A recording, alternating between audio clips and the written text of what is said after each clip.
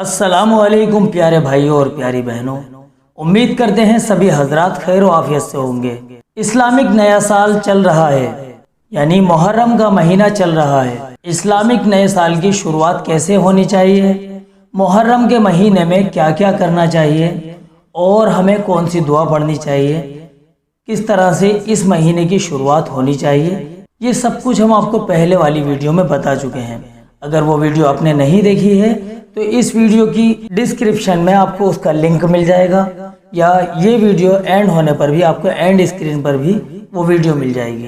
दोस्तों, इस वीडियो में हम बात करेंगे ताज़िया निकालना कैसा है और ताज़िया निकालने की शुरुआत यानी इसको ईजाद कैसे किया गया और कब हुई। दोस्तों, आप लोगों से इल्तिजा है, आप सभी लोग अपना कीमती वक्त निकालकर इस वीडियो को आखिर तक देखिए, क्योंकि ये वीडियो सभी लोगों के लिए बहुत ज़्यादा फायदेमंद है। दोस्तों, सबसे पहले जान लेते हैं ताज़ियादारी की ईजाद कब हुई।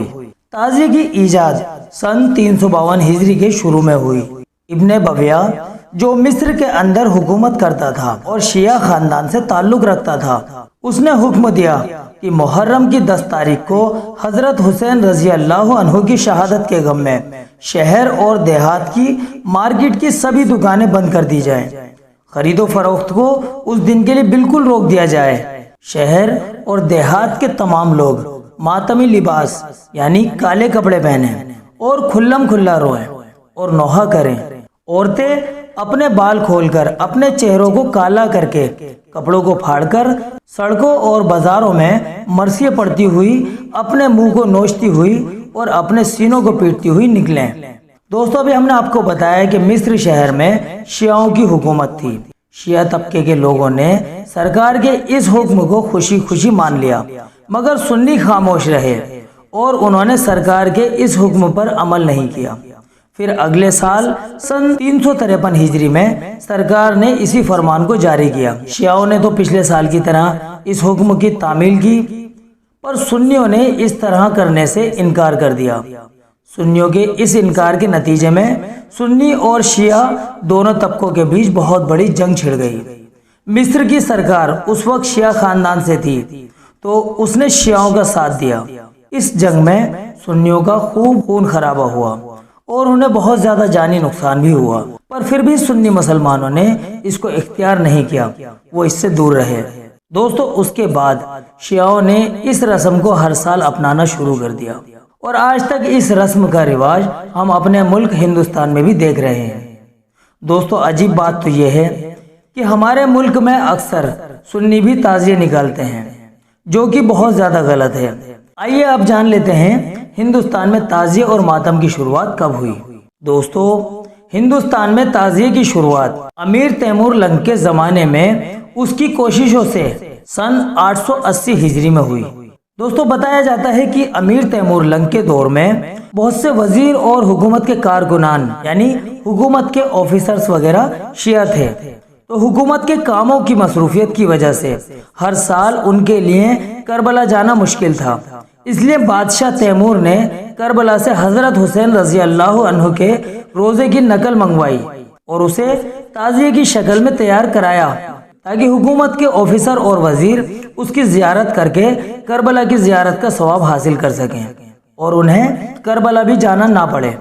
चुनांचे करबला के बजाय उसकी कॉपी की जियारत होने लगी और उसने बहुत जल्द वो शक्ल इख्तियार कर ली जो अब हमें देखने को मिलती है। आइए अब जान लेते हैं ताज़िया बनाना कैसा है। 10वीं मुहर्रम यानी अशूरा का दिन बहुत ही ज्यादा फजीलत और बरकत वाला दिन है।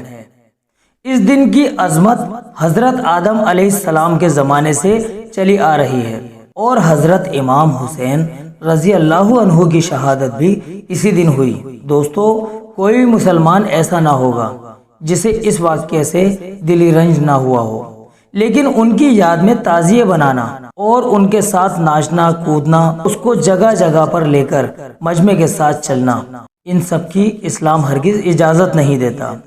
ये सब काम इस्लाम में मना है और गैरों का तरीका है। दोस्तों, हमारे यहाँ जो ताज़िया का रिवाज है वो राबज़े के तरीके से आया है। कुरान और हदीस में कहीं से कहीं तक इसका कोई सबूत नहीं मिलता, इसलिए हमारे जो सुन्नी भाई इस रस्म को करते हैं اور کسی بھی طرح اس میں مدد یا تعاون کرتے ہیں وہ اس کام کو بند کر دیں، کیونکہ تعزیہ نکالنا اور اس کے نکالنے میں کسی بھی طرح کی مدد کرنا سخت گناہ ہے اور اللہ تعالیٰ اور اس کے رسول کی نافرمانی ہے، اور اہل بیت یعنی حضرت محمد صلی اللہ علیہ وسلم کے گھر والوں کا مذاق اڑانے کے برابر ہے۔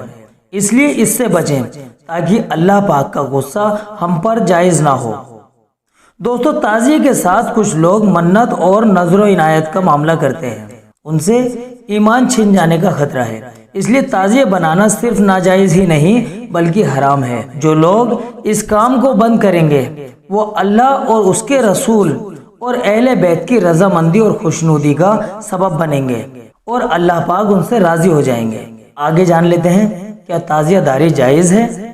دوستو، تعزیہ داری ایک بدعت ہے جو کہ ناجائز ہے، اس لیے جو سنی حضرات اس کو کرتے ہیں وہ سخت گناہگار ہوں گے۔ اب جانتے ہیں عاشورہ کے دن تعزیہ نکالنا کیسا ہے۔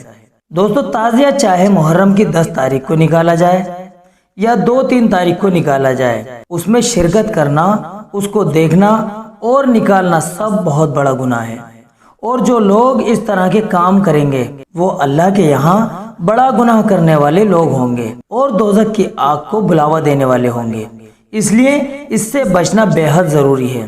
دوستو، یہ تھی تعزیے سے متعلق کچھ اہم اور ضروری باتیں جو ہم نے آپ کو آج اس ویڈیو میں بتائی ہیں۔ آپ سبھی لوگوں سے التجا ہے کہ آپ بھی اللہ پاک سے دعا کریں کہ وہ ہم سب کو تعزیہ داری سے بچائے۔ اگلی ویڈیو میں ہم آپ کو بتائیں گے محرم کے مہینے میں شادی کرنا اور کالے کپڑے پہننا وغیرہ کیسا ہے۔ تو دوستو، آپ لوگوں کو امید کرتے ہیں یہ ویڈیو پسند آئی ہوگی۔ اگر آپ کو یہ ویڈیو پسند آئی ہو تو ویڈیو کو لائک ضرور کریں اور زیادہ سے زیادہ لوگوں تک بھی شیئر کر دیجئے۔ چلیے دوستو، ملتے ہیں اگلی ویڈیو میں۔ السلام علیکم ورحمۃ اللہ وبرکاتہ۔